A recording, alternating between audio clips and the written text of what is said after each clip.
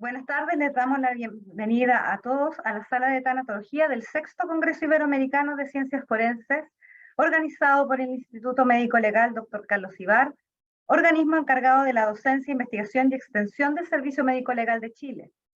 Como equipo del Instituto Médico Legal Dr. Carlos Ibar, saludamos a todos quienes hoy están conectados desde distintos países de la Iberoamérica. Muchas gracias a todos y todas.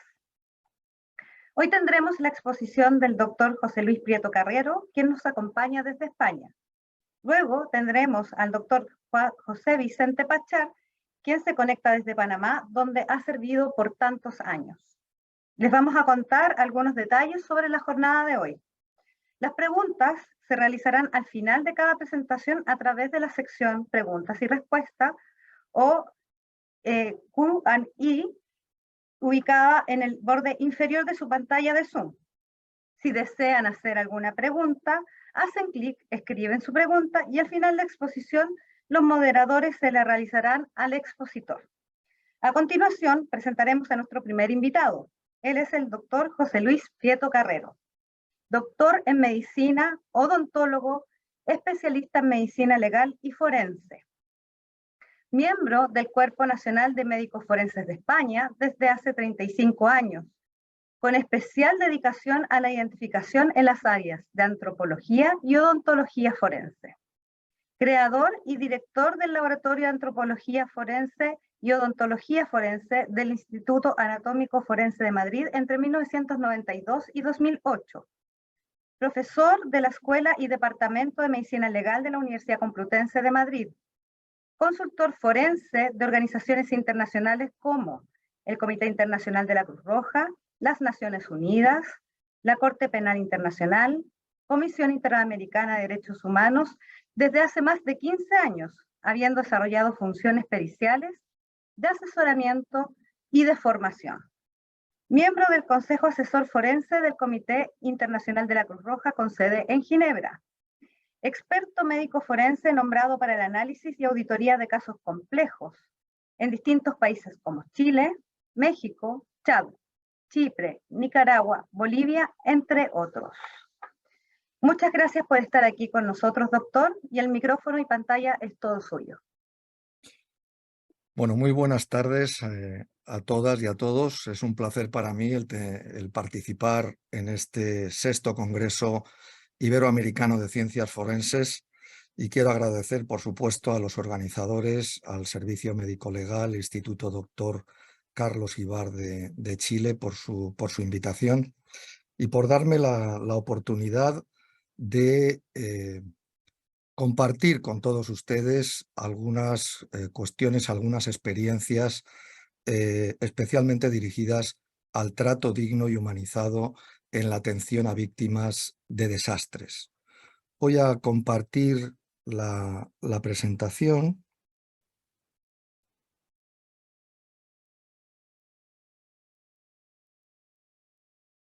Bueno, creo que se verá Sí, doctor, bien. se ve perfecto, no se preocupe. Muy bien, muchas gracias.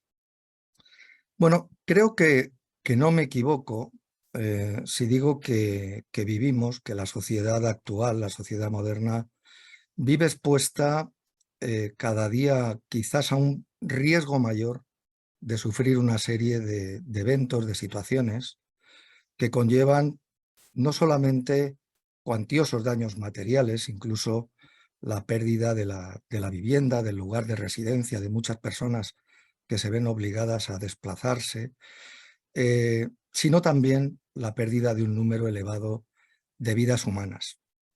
Hablamos de catástrofes naturales. Algo pasa que no me está dejando pasar.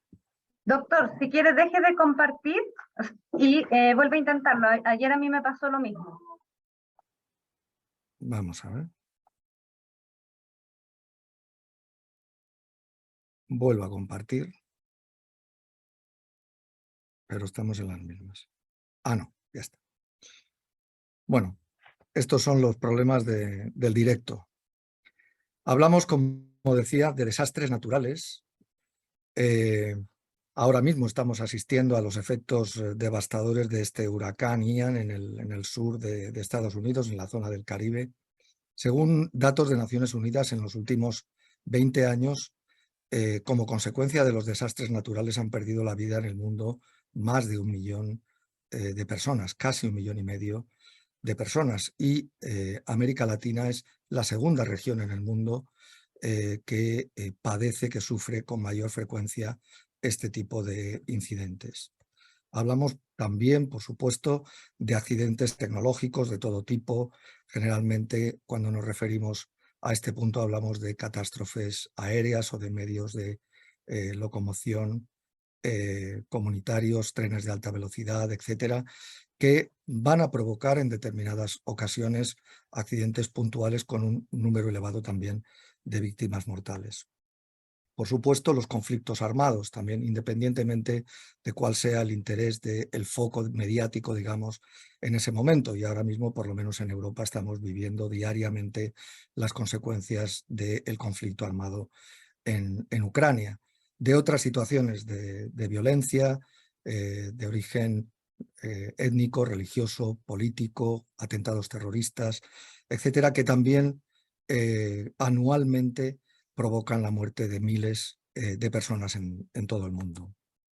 A ello hemos de añadir los efectos de la migración irregular, de la migración clandestina, que es una catástrofe silenciosa en la que hay un goteo de pérdida de vidas humanas, pero en ocasiones también se producen eventos con muertes masivas, como hemos visto también en el Mediterráneo, por el hundimiento de embarcaciones con cientos de personas.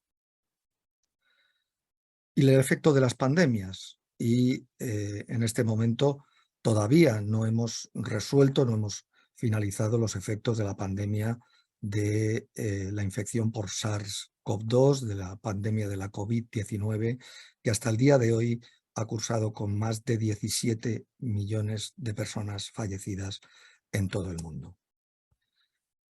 Pero además nos enfrentamos en estas ocasiones con otra problemática que tiene un enorme impacto humanitario, que es el de las personas desaparecidas.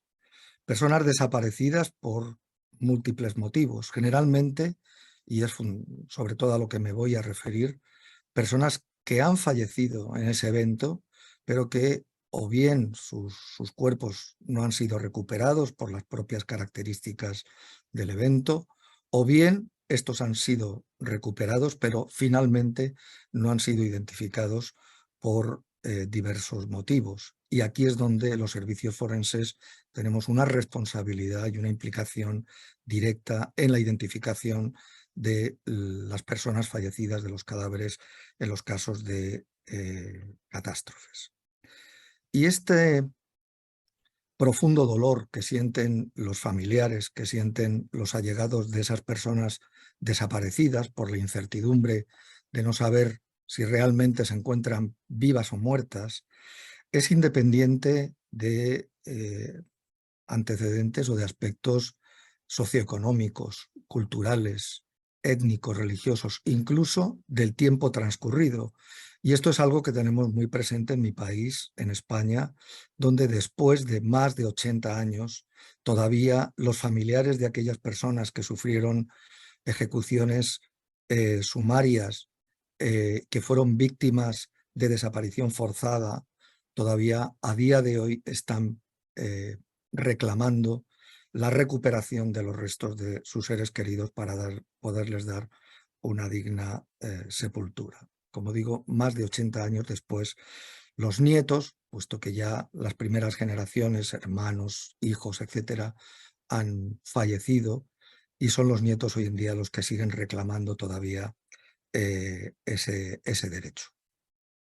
Los motivos de, como decía, de que se produzca esta situación de desaparición son múltiples. Por una parte, la carencia o la insuficiencia de recursos, algo que vimos en el caso del terremoto de Haití en el año 2010, con esas miles de víctimas mortales que fueron enterradas, que fueron inhumadas directamente en fosas comunes, perdiendo toda posibilidad de identificación futura.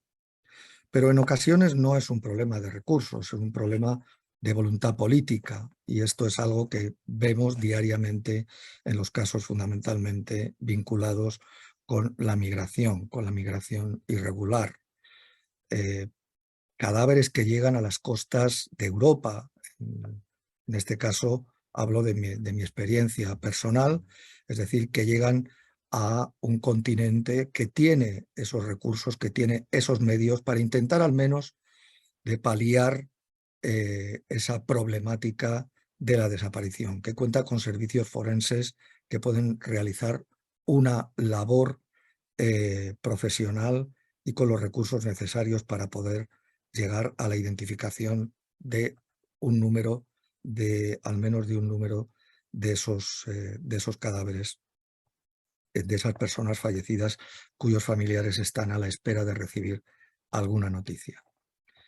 Pero en mi experiencia, el problema fundamental que está en el origen de esta, diríamos, mala actuación, es la falta de planificación. Creo que este es un problema generalizado, por lo menos en aquellos países y en las regiones en las que yo he trabajado específicamente en esta problemática.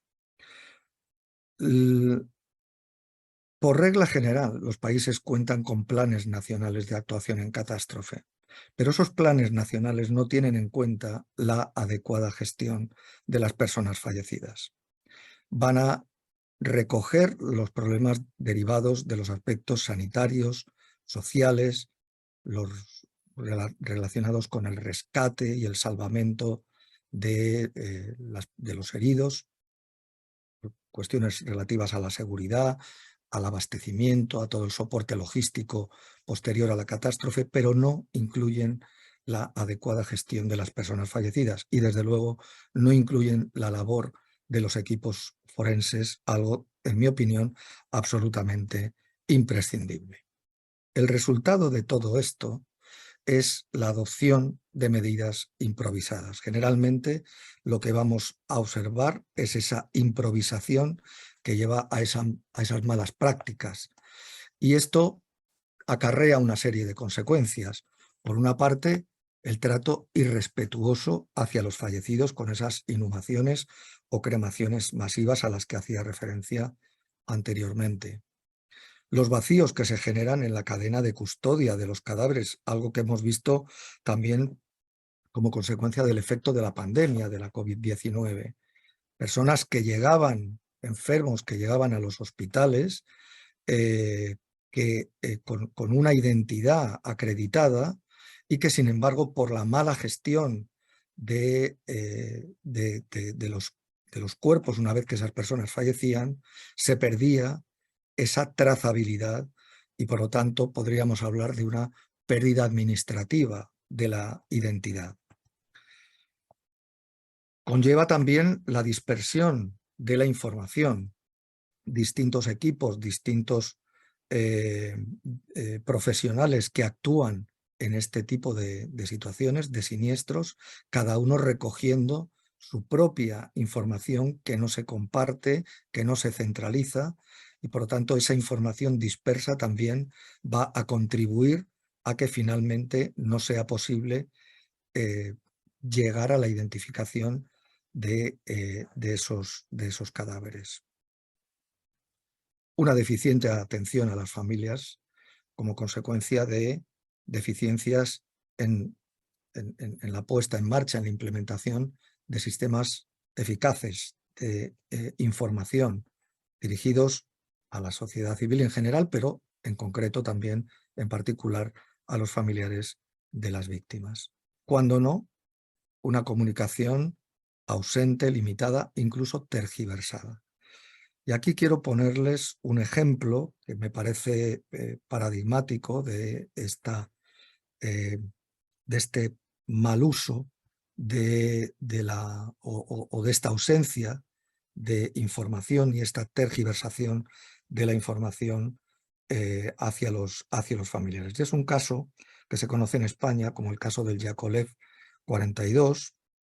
Se produce un accidente aéreo de un avión en el que viajaba un contingente militar español que procedía de una misión en Afganistán, y el avión sufre una caída, un accidente en Turquía, en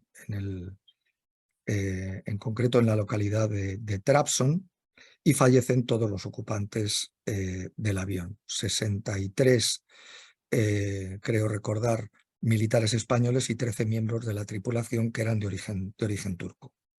Se hace cargo de la investigación forense, los equipos de los servicios forenses turcos, que empiezan las labores de identificación,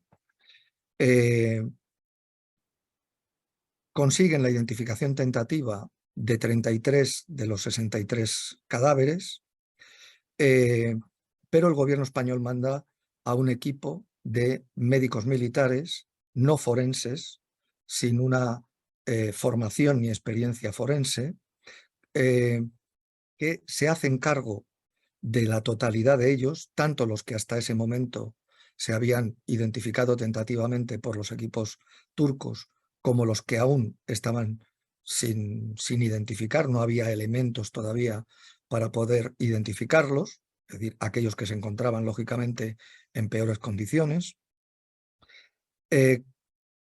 y reclaman la totalidad de esos cadáveres para trasladarlos a España, donde ya estaba programado un funeral de Estado 2 días más tarde, creo que ni siquiera 48 horas después de que se hubiera producido el accidente.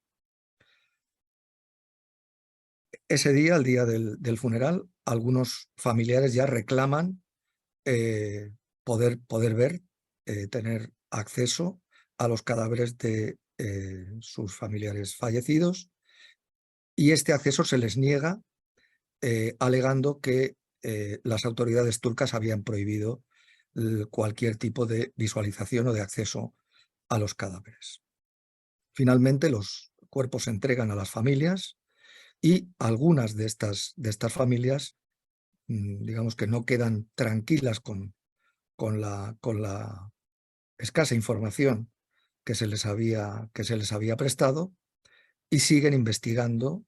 Se presentan en el lugar del accidente, encuentran allí todavía algunos restos y objetos personales, y finalmente denuncian el caso, y al cabo de 1 año se procede a la toma de muestras para la realización de análisis de ADN de esos 30 casos no identificados, que demostraron, esos análisis, que ninguno de los 30 cadáveres que había sido entregado con una identidad a las familias correspondientes correspondían a esa identidad. El problema es que algunos de ellos, ya las familias, habían procedido a la cremación de los restos, y por lo tanto fue imposible el recuperar la totalidad de los cadáveres, digamos, restituirlos a las familias que realmente les correspondían. Finalmente, la consecuencia de todo ello fue una pena de cárcel para el general médico que estaba a cargo del operativo que se hizo cargo de los cadáveres, pero no se asumieron responsabilidades por encima, es decir, no se asumieron responsabilidades por parte de ningún miembro del gobierno o de la administración. Otra de las consecuencias de esa improvisación, por lo tanto, es una deficiente atención a las familias. Esto va a provocar o está en relación con la demora en la entrega de los restos, de los cadáveres. Es decir, se va a mantener durante un tiempo más prolongado el desconocimiento de los familiares acerca del paradero de sus seres queridos, y deficiencias en las redes de apoyo psicosocial. Y hemos visto también una de las consecuencias de la pandemia de la COVID-19, las prohibiciones que se realizaron durante un tiempo para que los familiares pudieran llevar a cabo los rituales de despedida, velatorios, etc.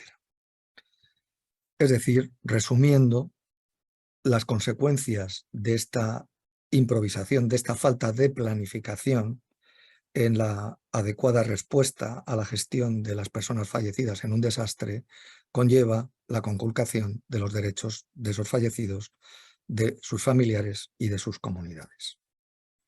En el año 2003 tuvo lugar en Ginebra una conferencia internacional sobre las personas desaparecidas y sus familiares, una conferencia que fue auspiciada por el Comité Internacional de la Cruz Roja, en la que se reconoce el derecho de los familiares a conocer la suerte que han corrido sus seres queridos, así como la obligación de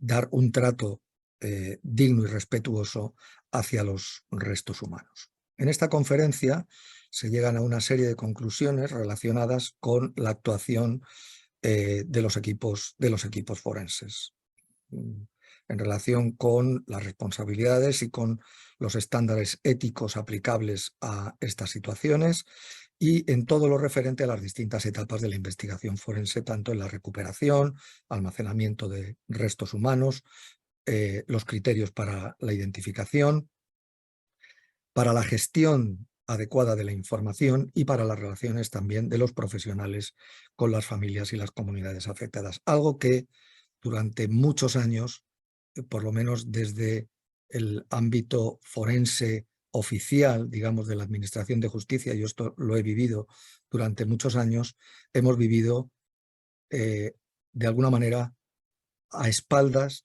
de las necesidades de los familiares. Hemos trabajado, o la idea de nuestro trabajo ha ido dirigida a dar una respuesta a la Administración de Justicia más que a dar la respuesta necesaria a los familiares y a las personas afectadas.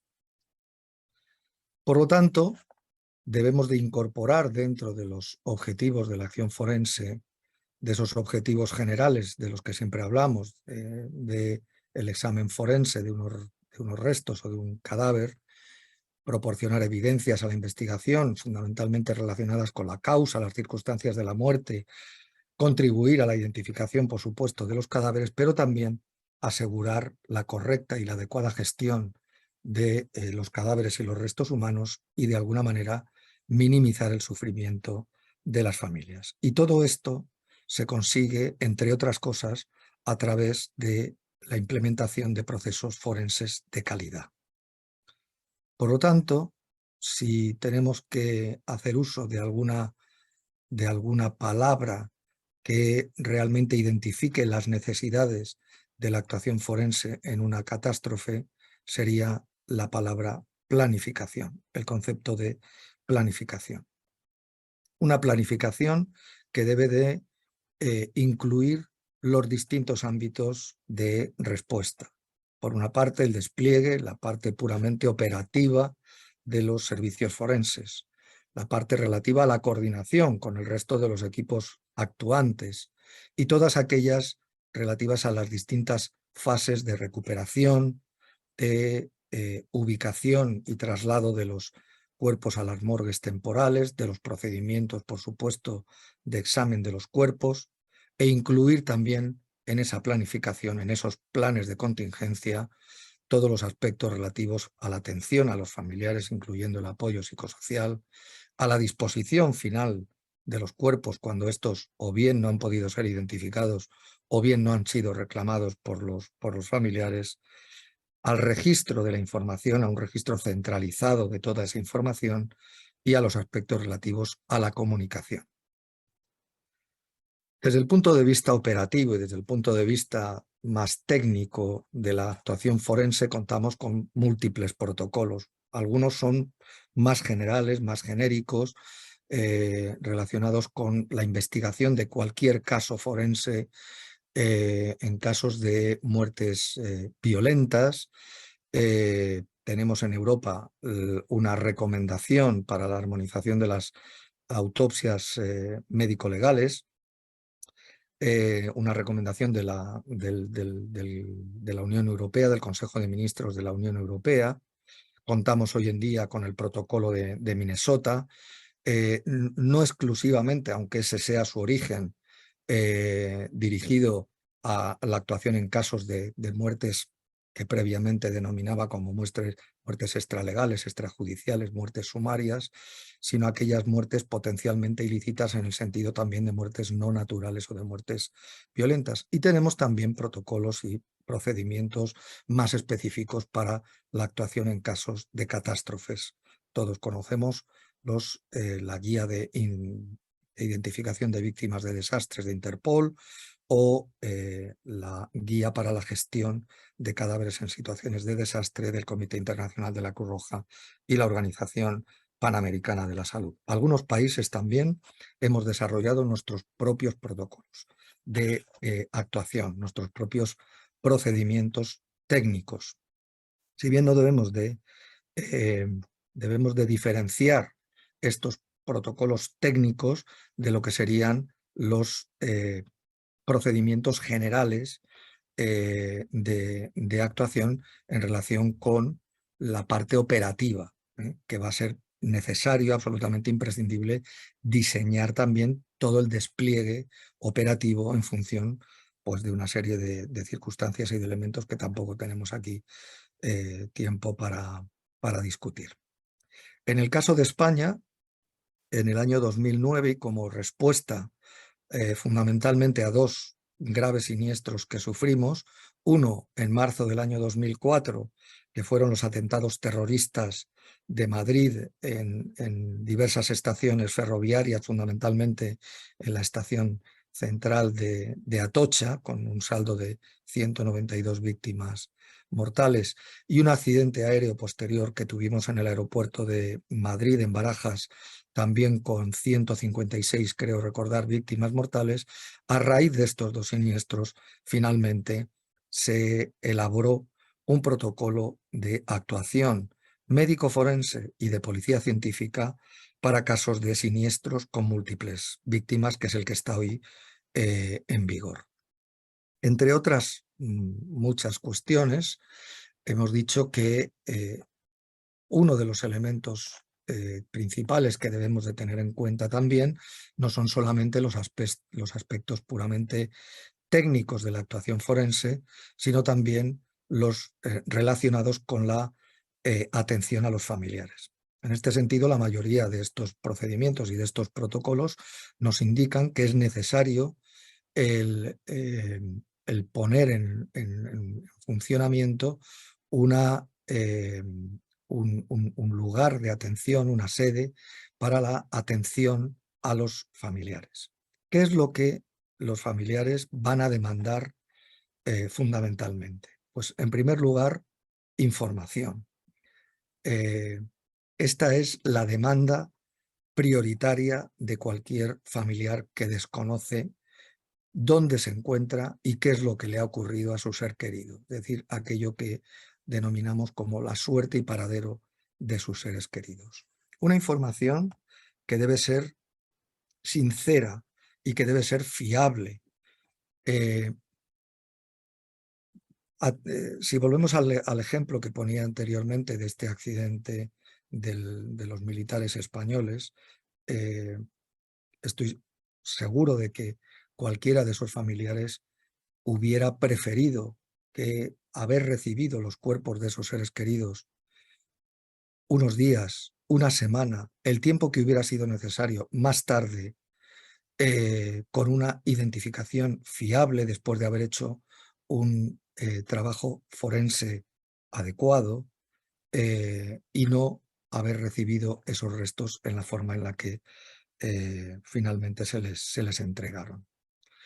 Una información sincera y fiable nos va a proporcionar legitimación y nos va a proporcionar credibilidad de cara a los familiares. Una información que debe de mantenerse a lo largo de todo el proceso, se debe de ir actualizando a lo largo de todo el proceso. Por supuesto, prioritariamente a las familias. No es la primera vez que vemos algún caso en el que los familiares se han enterado de alguna noticia, incluso de la identificación de algunas víctimas a través de los medios de comunicación, garantizando, por otra parte, la privacidad de las entrevistas que realizamos, entre otras cosas, para obtener aquellos datos de esas personas desaparecidas que nos van a permitir finalmente proceder al estudio comparativo para la identificación de esos cadáveres. Y siempre con transmitiéndoles a esos familiares expectativas realistas, tanto en cuanto a los procesos como a los tiempos. No debemos crear falsas expectativas, y esto lo hemos visto también en alguna ocasión en la que se ha transmitido la idea de que hoy en día, bueno, las técnicas forenses, fundamentalmente las técnicas genéticas, el ADN, etcétera, lo resuelven todo y además de una manera prácticamente inmediata. En el caso del protocolo español para la atención a víctimas de accidentes de víctimas múltiples, se desarrolló una guía para la atención a familiares, una guía que se les entrega a los familiares donde se les explica en qué consiste todo el procedimiento de identificación de una manera básica, con terminología que cualquiera puede comprender, cualquiera que no sea técnico en la materia. Se da una idea de la duración estimada con esos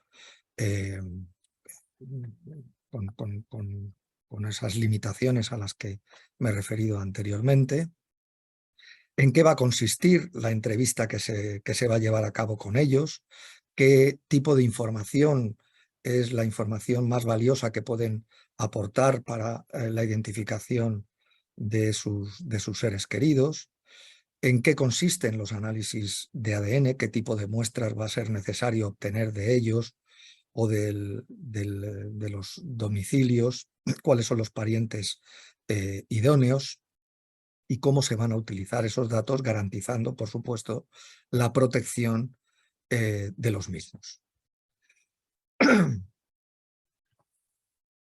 Los familiares necesitan también soporte, necesitan apoyo, no solamente información, un soporte, un apoyo que debe de estar adaptado a las necesidades y dentro del contexto del contexto cultural, social, económico, religioso, etcétera, de las familias, fundamentalmente en relación con el soporte psicosocial. Considerar mecanismos locales de afrontamiento que ya están en funcionamiento y que podemos aprovechar para asistir a las familias. Pero también van a necesitar en ocasiones un soporte administrativo por la burocracia, en determinadas ocasiones es muy prolija y los familiares pueden necesitar un apoyo en este sentido a la hora de conseguir un certificado de defunción o de realizar la inscripción en el registro civil o muchas otras. Soporte legal también en ocasiones o incluso soporte económico para hacer frente a los gastos que conlleva pues, el sepelio, etcétera, en comunidades que tienen niveles económicos deprimidos. Por supuesto, el respeto por las tradiciones culturales y religiosas, la importancia del asesoramiento y de la asistencia de los líderes religiosos y comunitarios, de manera que podamos mejorar también a través de esta vía la comprensión, la aceptación de todos esos procesos forenses por parte de los familiares y de las comunidades. Y los aspectos relativos a la comunicación a través de los medios. Fundamentalmente los medios los podemos y los debemos de utilizar como canales para la transmisión de información a la sociedad en general, a la sociedad afectada, y vamos a contribuir, se puede contribuir con ello, por una parte, al respeto, como decía antes, a esos procesos, a los tiempos de las tareas que tenemos que llevar a cabo, y a disipar mitos, entre otros, pues ese tan clásico de que las personas fallecidas en un desastre van a ser origen de epidemias, ¿no? Esa información más personal, más concreta sobre los desaparecidos y fallecidos es una responsabilidad de las autoridades, por lo tanto serán ellas habitualmente quienes se encarguen de la relación con los medios de comunicación. En el caso de España, nuestro protocolo indica que será el portavoz del Tribunal Superior de Justicia donde resida el Instituto de Medicina Legal, donde se haya producido la catástrofe, quien tendrá esa función de comunicación con los medios, y siempre manteniendo esa actitud respetuosa de dignidad, de privacidad hacia los familiares. Y una información que debe estar, como decía también antes, centralizada, evitando la dispersión, la fragmentación de la información. De esta manera, un sistema centralizado de gestión de la información nos va a permitir disponer en tiempo real de esa información que debemos de transmitir a las familias afectadas, a la comunidad, a la sociedad en general. Nos va a permitir también, o va a permitir a las autoridades, la toma coordinada de una serie de decisiones según se vaya realizando la evaluación de los distintos procesos que se están llevando a cabo. Y por supuesto va a contribuir también a una correcta trazabilidad, a un correcto control de la trazabilidad de los cadáveres. Todo ello va de alguna forma también a favorecer la credibilidad y a fortalecer la confianza de la ciudadanía en las autoridades a cargo. El destino final, otra cuestión que debemos de tener en consideración, que una vez que hemos finalizado ya las tareas forenses, la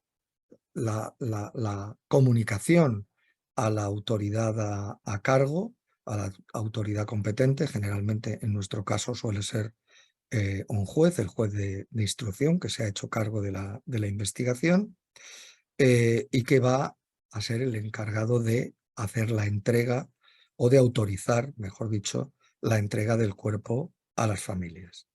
En el caso de cadáveres no identificados o cadáveres identificados pero no reclamados, se tendrá que establecer aquellos lugares y la forma en la que van a ser trasladados esos cadáveres a los lugares de depósito temporal o de conservación definitiva. Entre otras, la inhumación. La inhumación cuando ha transcurrido ya un tiempo suficiente como para descartar la posibilidad de identificación, digamos, en unos plazos razonables. Esa inhumación que debe llevarse a cabo siempre una vez que se ha finalizado la autopsia y que se han obtenido todos los datos post-mortem que nos permitirían en un futuro la identificación del cadáver. Es decir, lo que denominamos la cartilla básica de identificación. Y una cuestión importante en la que debemos de implicar también a las familias es el destino de los restos fragmentados no asociados. Para empezar, tenemos que plantearnos también siempre qué vamos a hacer con esos restos cuando tenemos pequeños fragmentos que no tienen una entidad anatómica suficiente, qué destino se les va a dar. Y estos protocolos, estos procedimientos nos recomiendan que impliquemos también a las familias en la decisión del destino final de esos restos no asociados. Bien, debemos de entregar, por lo tanto, y debemos también, dentro del ámbito de nuestra actuación forense, tener en cuenta la forma en la que se va a entregar se van a entregar esos cadáveres a los familiares, asegurarnos de que el cadáver es entregado en condiciones dignas, de manera que esos familiares van a poder posteriormente proceder con aquellos rituales de acuerdo con sus costumbres culturales, religiosas, etc. Y en el caso de la inhumación a largo plazo, bueno, ya me he referido, creo, hace un momento a esto, para cadáveres no identificados o no reclamados, y siempre manteniendo esa trazabilidad que nos garantice la futura localización de los cuerpos. Muy importante también es la notificación de los resultados. Esa notificación, generalmente también en un ambiente judicial, pues le va a corresponder al fiscal o al juez. Esa notificación se debe de dar en un ámbito adecuado a las necesidades de las familias, con ese apoyo psicosocial, siempre que la familia también lo demande o lo estime oportuno, teniendo en cuenta el derecho de los familiares a ver los restos, si así lo desean, de sus seres queridos, y a recibir esas explicaciones por parte de los forenses sobre los hallazgos y las conclusiones relativas a la identidad. Todo ello siempre explicado de una manera no técnica, de una manera sencilla que puedan comprender. Y para terminar, les voy a poner un ejemplo, en este caso, de una actuación que creo que nos permite ver perfectamente un caso opuesto al que yo les comentaba anteriormente del accidente aéreo del Yakolev 42 con el contingente militar español. Un caso en el que nos enfrentamos a numerosos desafíos, no menos importantes los desafíos relativos también a la percepción que los familiares tenían de esta actuación que se llevó a cabo en las Islas Malvinas en el año 2017 y que estaba relacionada con la identificación de soldados, de militares y soldados argentinos fallecidos en el conflicto armado que tuvo lugar en el año 1982, entre abril y junio del año 1982. Como consecuencia de este conflicto, quedaron dispersos por el territorio de las islas los cuerpos, los cadáveres de los soldados argentinos fallecidos en la contienda. Algunos de ellos fueron inhumados en cementerios locales, otros en fosas comunes, otros quedaron dispersos en los propios lugares donde tuvieron lugar algunas de las batallas y de los enfrentamientos entre ambos ejércitos. Y en el año, en enero-febrero del año 83, el gobierno británico le encarga a este militar que vemos en la esquina superior derecha, entonces teniente Geoffrey Cardoso, la misión de recoger los cuerpos de todos esos soldados argentinos e inhumarlos en un único cementerio. Se recuperan por parte del equipo que conformó este oficial británico un total de 235 cuerpos, y esos 235 cuerpos son enterrados en un cementerio en una de las localidades de las islas, en Darwin. Ese cementerio de Darwin tenía dos tipos de lápidas. Unas de ellas estaban marcadas con el nombre y apellidos de el soldado, del militar que estaba inhumado en esa sepultura, pero 121 de los casos no pudieron ser identificados por este contingente militar británico, y finalmente fueron inhumados en esas sepulturas con la leyenda soldado argentino solo conocido por Dios. De tal manera que esta misión del año 2017, este proyecto que se denominó Plan de Proyecto Humanitario, tenía como finalidad precisamente la identificación de esos 121 cuerpos.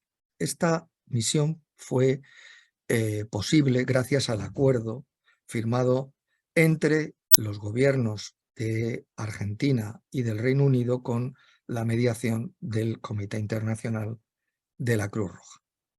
Y este es el cementerio, un esquema del cementerio de Darwin con las distintas sepulturas a las que he hecho mención anteriormente.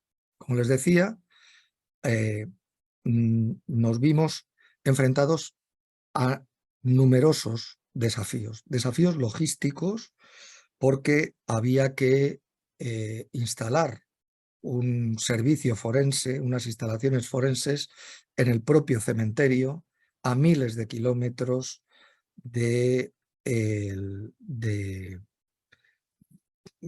Europa, en un lugar con unas condiciones climatológicas bastante adversas, y por lo tanto ahí teníamos por una parte un desafío logístico y un desafío técnico también importante.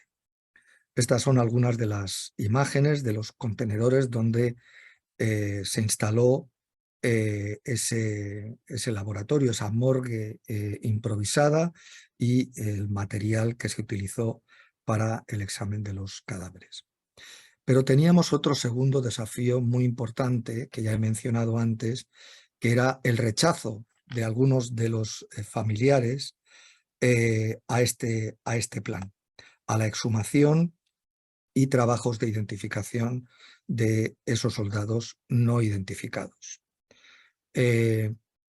Como vemos en esta imagen, los familiares de unas de las asociaciones, en concreto la Comisión de Caídos de Malvinas, rechazó de plano este acuerdo, porque para ellos esa exhumación era realmente un sacrilegio, que lo único que iba a hacer era incrementar todavía más el dolor de las familias.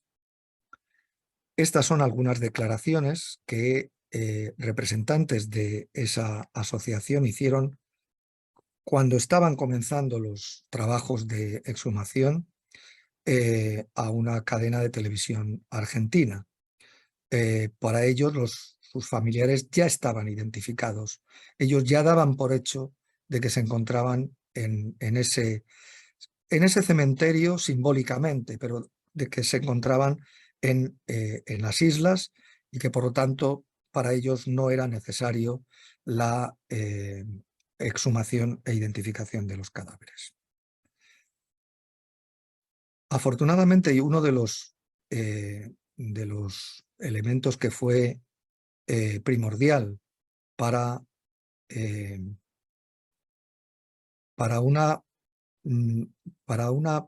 correcta, yo diría incluso rápida identificación de los cadáveres, un elemento que fue primordial para agilizar, esa es la palabra, para agilizar las tareas de identificación, fue la forma en la que el equipo británico, a cuyo mando estaba este teniente Geoffrey Cardoso, realizó la recogida y el registro de toda la información relativa a cada uno de los cadáveres que fueron recuperando.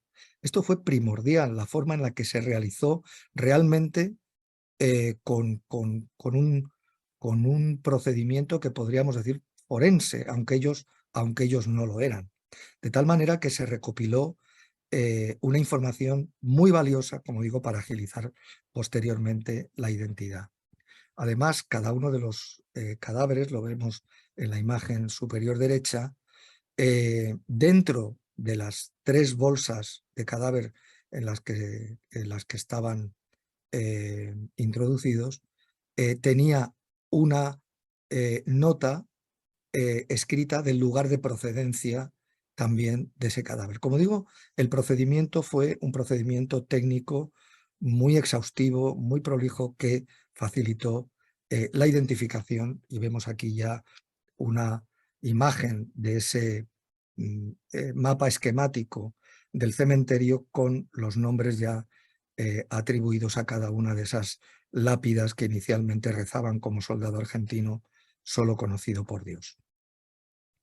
El segundo desafío, que era el desafío de la comunicación con los familiares y de la aceptación de los familiares de este procedimiento, tuvo mucho que ver con el resultado de las identificaciones, pero también con la forma en la que esos resultados se comunicaron a las familias. De manera que esos familiares recibieron toda la información, una información completa, exhaustiva, por parte de la administración, por parte de los responsables, de las autoridades responsables, pero también de los equipos forenses. Una copia del informe de identificación y, por supuesto, los efectos personales que se pudieron recuperar de cada uno de esos cadáveres.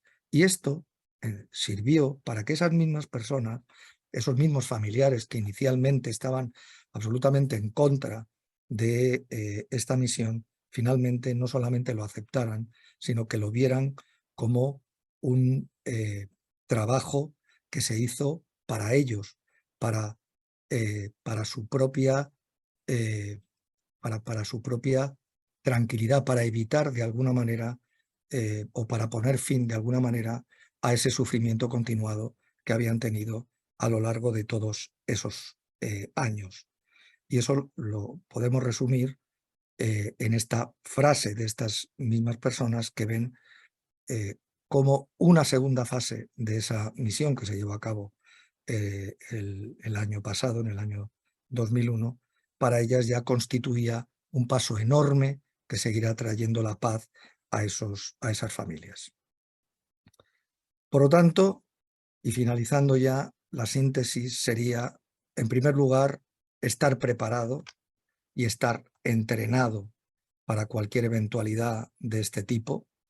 Es decir, necesitamos esos planes de actuación, necesitamos que los planes nacionales de actuación en catástrofes incluyan la adecuada gestión de las personas fallecidas y tengan en cuenta la intervención técnica de los equipos forenses y, por supuesto, estar entrenados adecuadamente. Contribuir a la identificación forense de los cadáveres o de los restos humanos, respetar y proteger la dignidad de los fallecidos y, asimismo, respetar también el dolor de los deudos y allegados y ser sensibles a sus necesidades. Bueno, y esto es todo por mi parte. Les agradezco su atención y con mucho gusto ahora, si han hecho alguna pregunta o tienen alguna inquietud, pues intentaré contestarlas. Muchas gracias. Muchas gracias, doctor José Luis Prieto Carrero. De momento no hay preguntas y respuestas en el chat.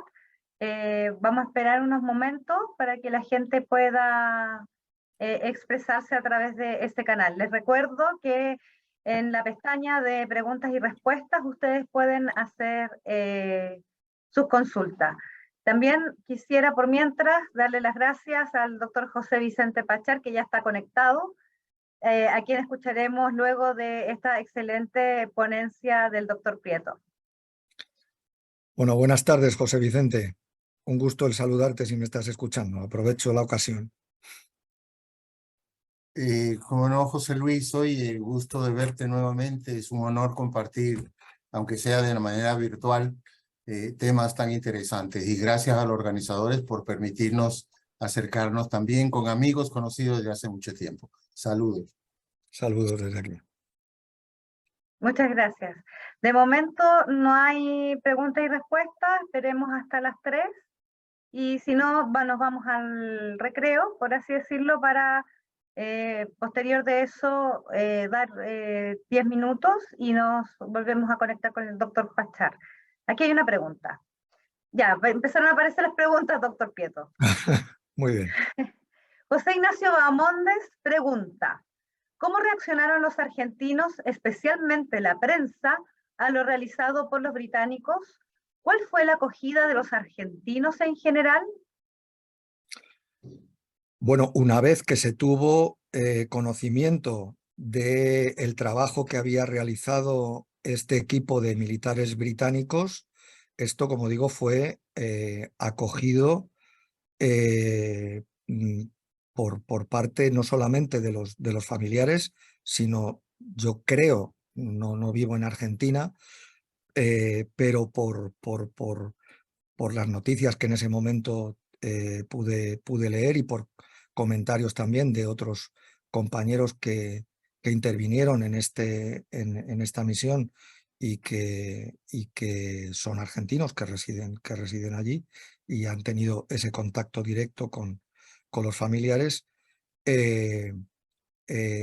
creo que la sociedad argentina ha mostrado agradecimiento a el trabajo que se hizo absolutamente, por una parte, como decía antes, con una serie de consideraciones técnicas, pero fundamentalmente, y esto es lo que ha sido reconocido por la sociedad argentina y por los familiares, mostrando ese trato digno y respetuoso a esos caídos argentinos en la contienda, ¿no?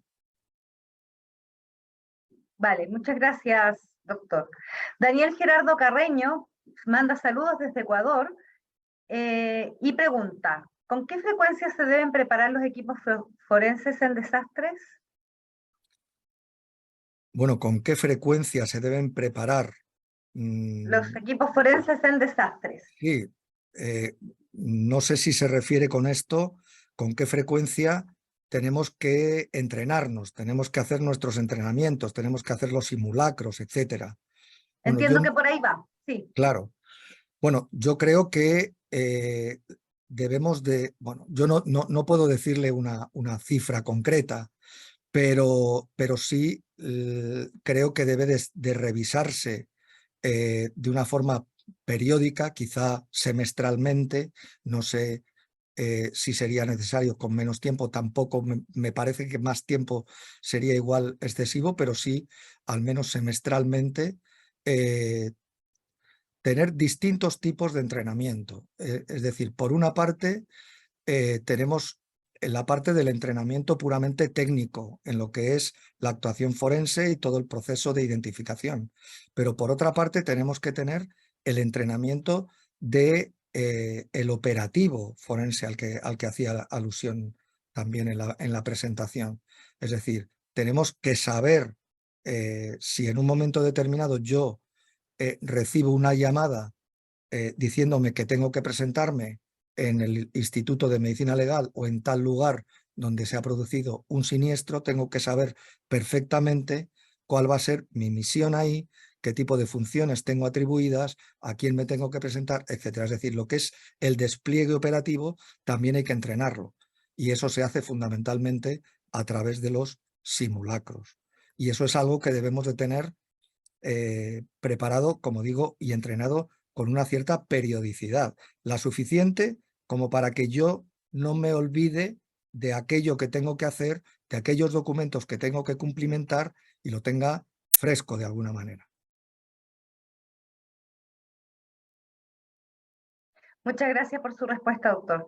La señora Marisol Intriago, encargada de la Unidad de Derechos Humanos de acá del Servicio Médico Legal de Chile, le dice, muy buenas tardes, felicitaciones por la excelente exposición.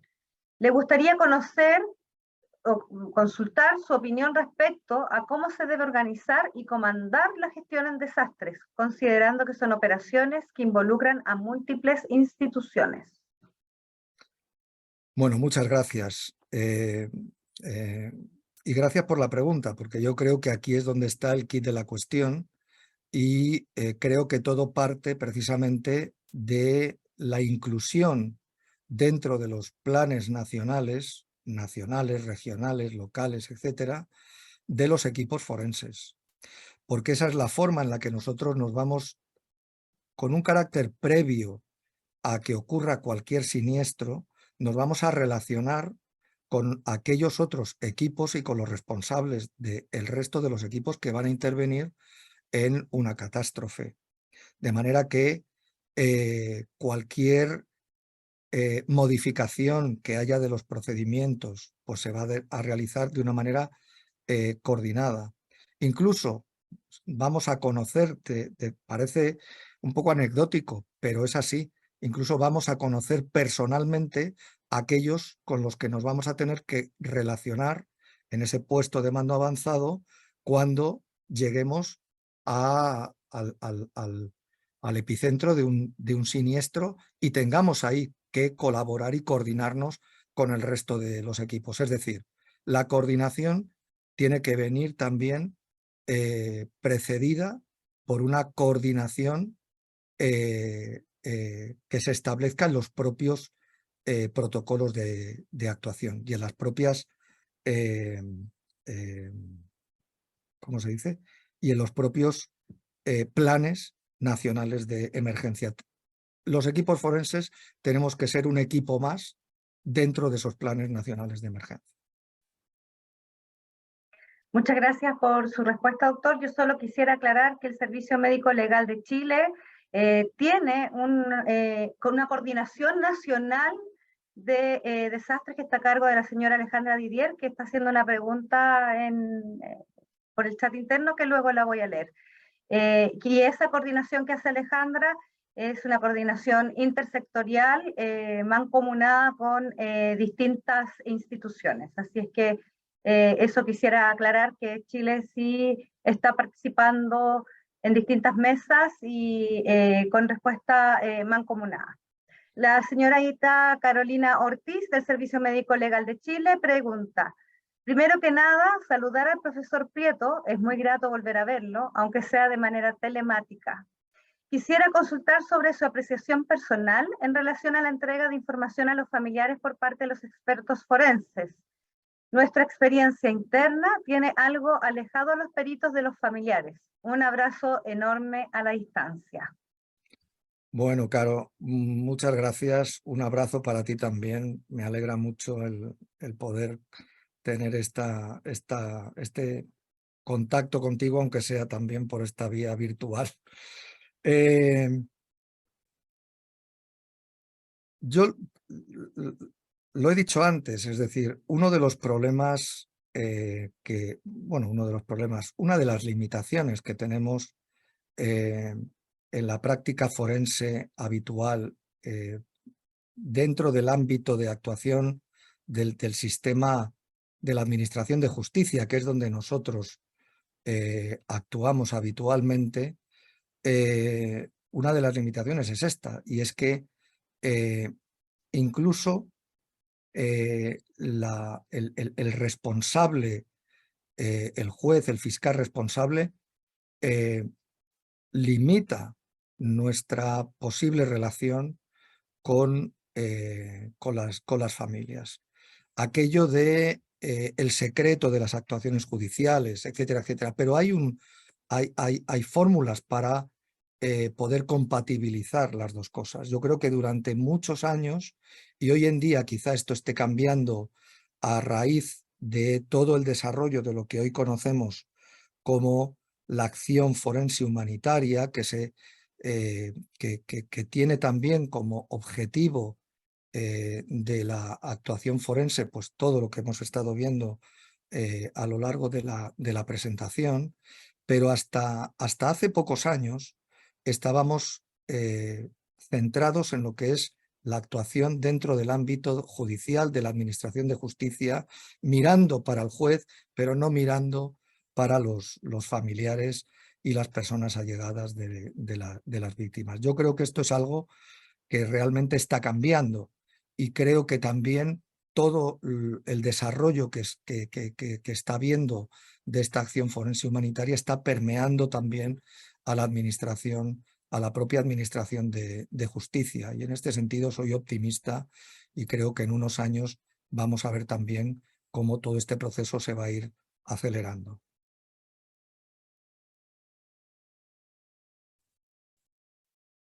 Muchas gracias, doctor.